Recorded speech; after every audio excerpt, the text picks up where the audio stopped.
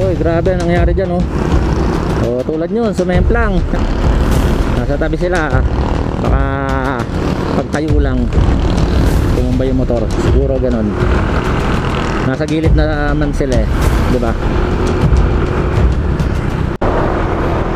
Good morning mga paps! Corey Motovlog, nagbabalik. Nag-vlog kasi tayo, may bagong trending na naman sa road rage, no? Nakakasangkaton ni babae, ni Lady Rider. So sa mga ganung pagkakataon guys, dapat talaga maging pasensyado tayo. Dapat hindi lang sarili natin ang iniisip natin, pati yung mga nasa paligid natin, yung mga nakakasabay natin sa kalsada.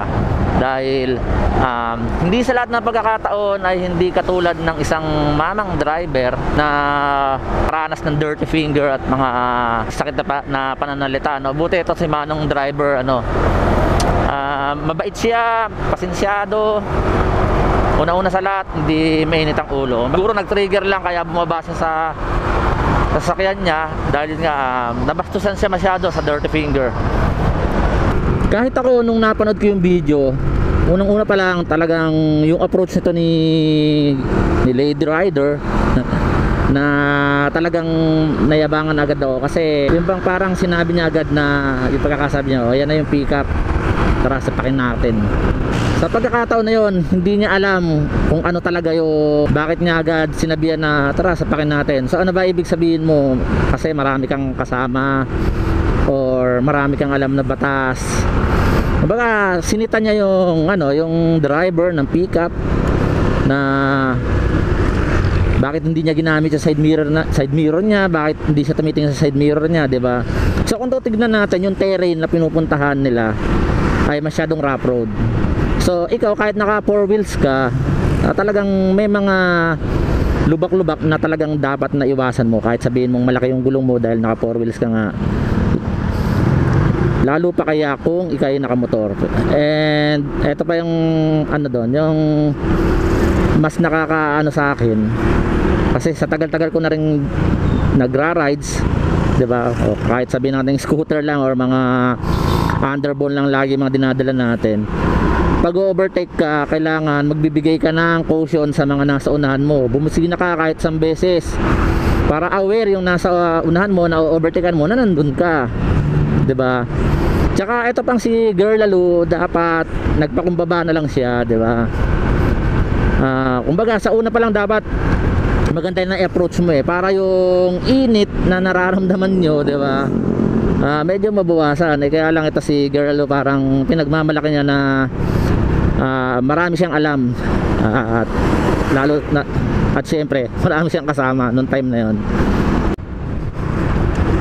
So yun nga, at dahil dyan sa road rage na yan, at dahil dyan sa issue ng Lady Rider, yung video na na-post niya, kahit alam naman niya sa sarili niya siguro na may mali siya, pero na-post niya pa rin. Siguro di natin alam kung for the views or humihingi siya ng simpatya ng iba. Kaya lang ang nangyari, napakaraming bad comments na nakakuha niya.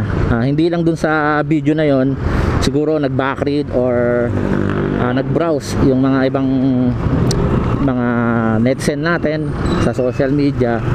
Tinignan yung mga videos niya, mga photos niya, may mga mababasa ka na mga pambabash talaga sa mga nakaraan pang mga video niya tungkol nga sa pag-uugali na ginawa niya sa road rage na yon. At syempre marami na rin mga nakisawsaw na mga kilalang mga vlogger, dinita-detalye yung mga nangyari. Pero kung tutuusin, kung isa-summarize mo, mali talaga ang ginawa ni Lady Rider para sa akin.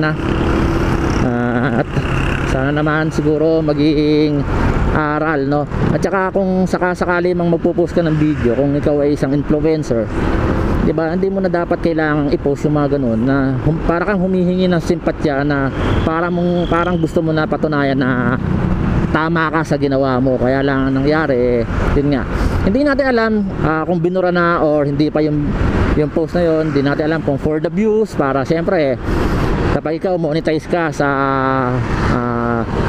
Meta platform, syempre kumikita ka.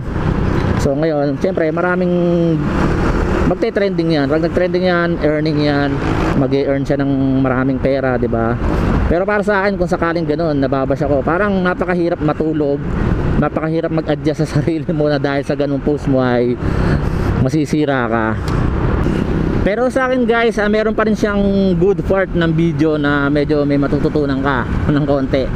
Ito ay sa side ng pickup driver na alam mo kung bakit? Kasi unang-una sa lahat, chill lang si kuya. Approaching niya hinahon ng pagsasalita. Sabi niya, bakit namamakyo ka, ganon, di ba? Parang chill lang. So ikaw, it's either na kapag ang isang road rage ay parehas mainit ang ulo, di ba? Diyan nagsisimula yung di na maiwasan na magkasakitan sa isa't isa. Minsan na uwi sa ospital, minsan yun nga kamatayan. Hindi natin kailangan talaga dapat gawin yung mga ganon. Kasi sa 30 seconds na nararanasan mong init sa katawan, init ng ulo, minsan baka ang kapalit niya na ay habang buhay na pagsisihan mo, di ba? Pwede naman lumipas yan.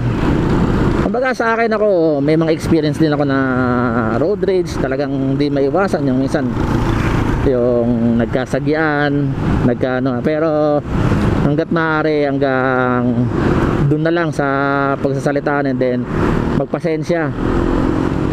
Hindi naman nakakabawas ng pagkatao ang minsan paglunok mo ng pride.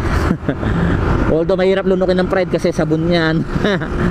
Pero yun nga guys, iwas-iwas tayo sa mga init ng ulo. Tapos focus lang tayo sa pagdadrive. At walang kahihintulutan na maganda yung mga ganyang pangyayari sa kalsada. Yun, double yellows, double solid lane yan, no? Alam niyo minsan guys, isa sa mga dahilan ng mga road rage ay yung minsan iba allergic sa sa busina. Alam niyo kung bakit ko nasabi?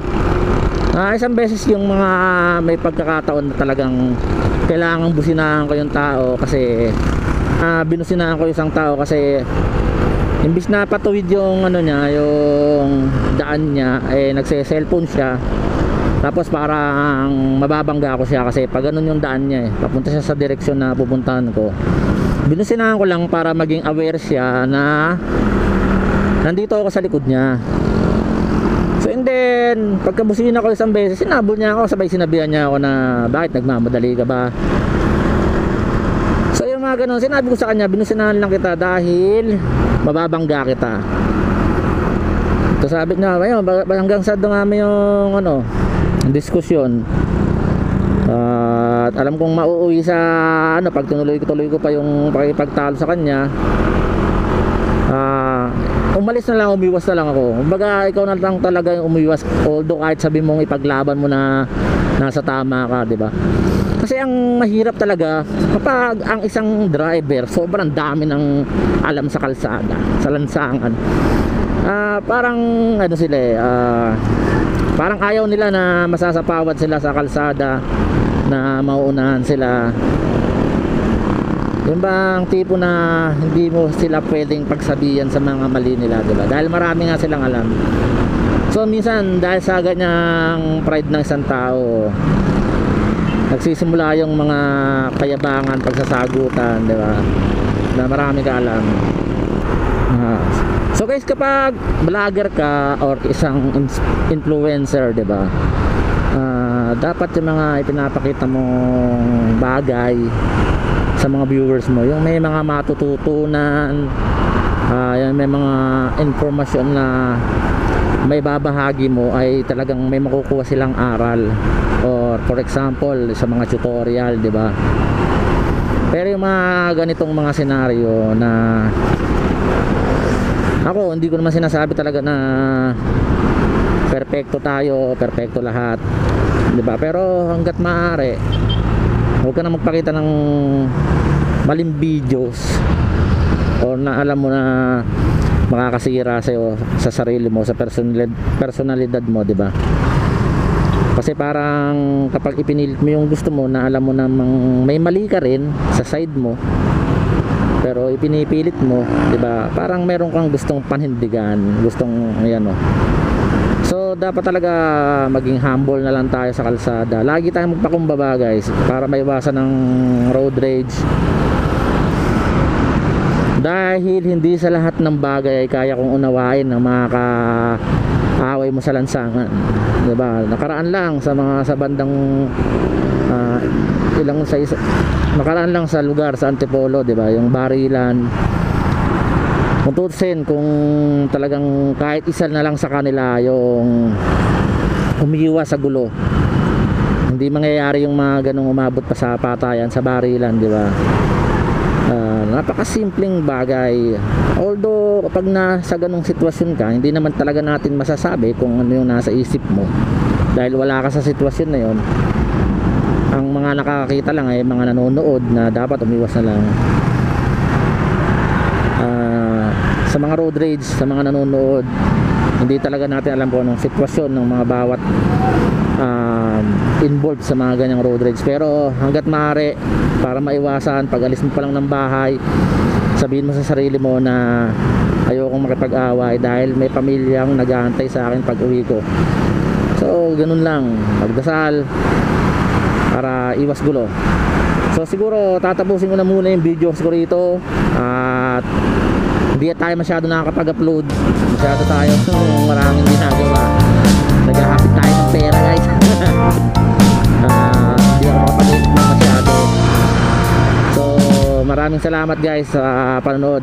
Sana supportan nyo palagi si Score Motovlog at walang masyadong updates regarding sa mga motor na pinag-aagawa natin. So maraming salamat guys, thank you.